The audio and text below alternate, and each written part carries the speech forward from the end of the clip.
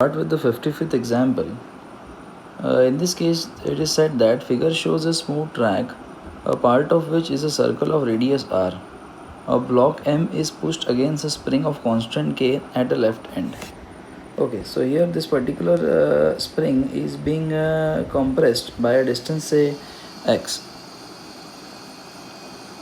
Find the initial compression of the spring so that the block presses the track with a force equal to mg when it reaches P. Here if you see, P is the middle position of the track, and when the object reaches here, it presses the track with mg. Okay, that is the action on the track should be mg, then and only then it will get reaction as mg. While here we can say at point P, the necessary centripetal force mv square upon r is provided by the reaction from that surface only, that is mg. So this mm get cancelled. So the speed at the middle position or that point should be rg, that is at point P, or I can say at the middle position. So in order to get velocity here that way, then by conservation of mechanical energy, by conservation of mechanical energy, we can say that the total energy initial must be equal to the total energy final at point P. So this is the initial position.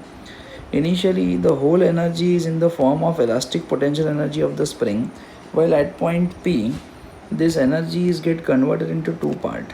One is the kinetic energy half mv square and plus the height mgh. So as it is at a height equal to r. Now let's substitute the values here. Now let's take another page. So I can say half kx square is equal to half mv square. So as we have already got the value of v by using centripetal force as rg, so I'll substitute here.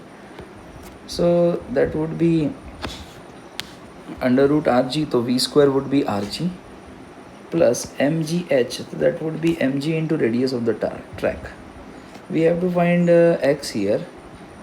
Now let's find the value. X square would be equal to mrg plus 2mrg whole upon k. So x comes out to be under root 3mgr